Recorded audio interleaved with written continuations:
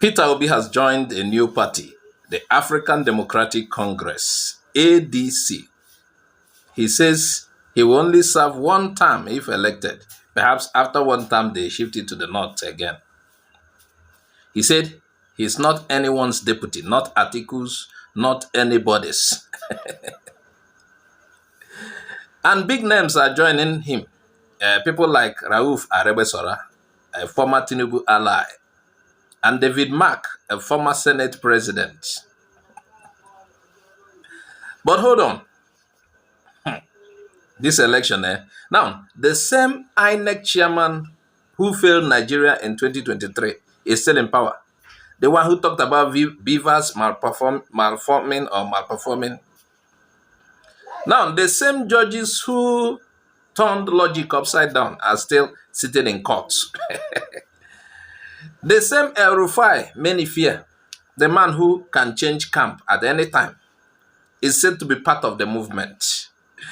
Hey, I laugh in, should I laugh in Hausa? Now, the question is this a new beginning for Obi or another big trap? Let's break it down. That is why we are here. I'm here to... We're going to discuss a lot of politics on this channel. We're going to be discussing it. Not that we trust them, but we're going to be exposing things. You know, P2B shocked many actually by leaving Labour Party and joining the ADC. Some say it's smart. Labour Party has too much confusion inside. And starting a new party from scratch. You know, INEC rejected the name ADA because many groups were fighting over it. So Obi went for a registered party with a clean name, ADC. And Obi declared one thing clearly. According to Obi, he said, I will only serve for 4 years. One term is enough to start fixing Nigeria. Of course, you can't fix Nigeria even in 1 term, 2 term, 3 term, 4 terms. Nigeria takes, the damages that have been done will take so many years. But according to him, maybe he will be okay. He will do the groundwork or, what we call the foundation, others will build. So Obi said, one time he will start fixing, that is a powerful promise. Most Nigerian politicians want 8 years. Obi says, no, 4 years is enough. Okay? It sounds humble. It sounds focused. And it may help him win public trust.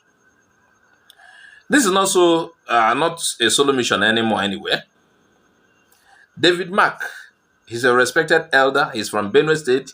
He's a former Senate president. Is ADC's acting chairman. Now, Rauf Aregbesola, former governor of Osun State, is now ADC's secretary. Remember what I said earlier? He used to be Tinubu ally. He's a close ally to Tinubu. Now, look at this. A mix of IGBO, Yoruba, and Northern leaders. That looks like a true national coalition. Yes, true national coalition. And there are rumors that Rufai, the former governor of Kaduna State, is also showing interest. On the outside, this looks like a strong team. But wait. These same people who looks like Obi's team today, they may betray him tomorrow. I'm telling you. I'm not a sadist, please. I am not a pessimistic person, but we are looking at, I told you I will be talking about politics, but I'll break it in a way, and I will not be participating, but I will be exposing things. Let's start with Aregbesola. Yes, he has fallen out with Tinubu, that is the truth. For years, they have not been seen together or doing things together. But remember, he's still a Yoruba man. And Yoruba elites often unite when they see their own losing power. Yoruba kind of, I'm not saying they're evil, but you know how they do their own things. So even if Aregbesola fights Tinubu today, he may run back to him tomorrow night, if the Yoruba presidency is under threat. To them, some of the times, most of the time, Yoruba first. So can Obi really trust people like that in his camp? Now, what about Rufai? That one is master of last-minute betrayal. He supported Buhari, then fought him. He praised Atiku, then attacked him. He's clever, yes, but he's dangerous. Some people say they fear Rufai more than any politician in Nigeria. I think I go with those people. If he joins Obi's camp, he may not be coming to support, but to monitor. This is just an opinion, or manipulate, or even destroy from inside. Even worse, the system itself is still rigged. This system, whole system, same INEC chairman who admitted that BVAS failed in 2023, he is still in charge. The same INEC that promised real-time results. They gave us nothing but confusion. Hish, technical hish. When Obi's vote started rolling, hey, this seems to be going in favor of Obi. Hey, BVAS malfunction. Meanwhile, we were told, many of us voted because we were told BVAS is, this technology there will be no rigging. And again, the same judges who saw truth and still gave victory to Tinubu. Look at how they ruled Abuja and the rest. They are still in the courtroom, some elevated. So even if Obi campaigns hard, even if millions vote for him, even if he wins at the ballot box, can we survive INEC? Can he survive INEC? Can he survive the courts? The same tools used to frustrate the people in 2023 are still in place. Let's not forget the ethnic politics too. Like I told you, if Obi wins in the southeast and south-south, can he break through southwest? Of course, some will say Aregbesola might help, but if Yoruba elders see Obi as a threat to Tinubu, they may unite fast. The Yoruba political class knows how to settle their fights privately when power is at risk.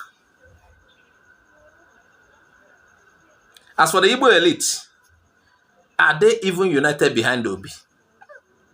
Okay, Makandi Igbo say politics here. I know how they do their own. Right now, some of them are still hiding. Some are afraid. Some are silent, waiting to join whichever side wins. They are watching the body language of the whole thing.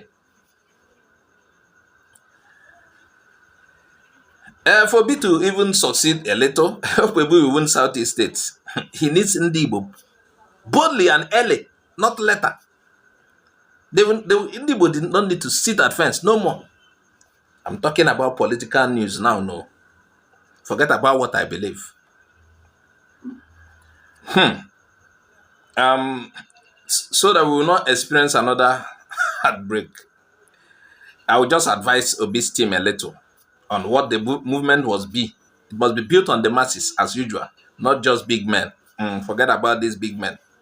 And the party must be grounded in integrity, not recycled politicians. Must be backed by legal reform. Push for INEC and judicial change now, right now. INEC and there's something must be done. If Obi must done with INEC and the judiciary. Not in 2026, media alerts, speak the truth daily and expose betrayal fast. Let ADC not become another CUPP or third force that failed because of internal sabotage and hunger for power. Obi's dream must be guided with wisdom, not just emotion. Peter Obi joining ADC gives hope again. There is actually this Obi movement outside every party.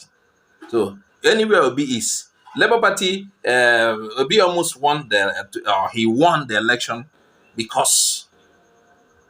not because of Labour Party. Labour Party has not,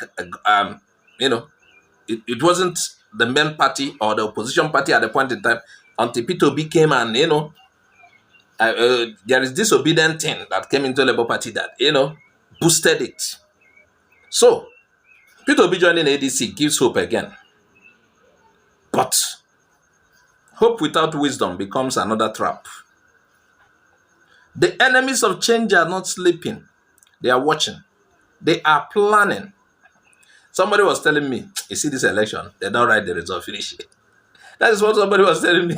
I was like, so how are you going to go about INEC and the judiciary? Because that matters. It's not time to relax. So prepare for all of this, not just about voting and, prepare for all of this. And in the last election, remember they said the Labour Party does not have representatives at every polling unit. INEC even said it. And, that is to give the other party an edge. Even if people do not have their representatives there, if it's a trustworthy INEC, you wouldn't bother. They will announce the result as it is. But look at it. They're using that to edge them out. So P2B should just prepare, not campaign. Vote for me. There are other things that are involved. So, will 2027 be the year Nigerians take back their country? Or will it be another rigged drama controlled by the same old system? Time will tell. For those who are interested, na discussion be my own. They must be ready. And do you believe Obi can trust this new team, this set of people again? You know their records. Can ADC break the course of betrayal? Tell us what you think in the comments. And please don't forget to like, share, and subscribe to IGBO AREA TV, where truth is not for sale. We don't sell truth here. We break it down as it is.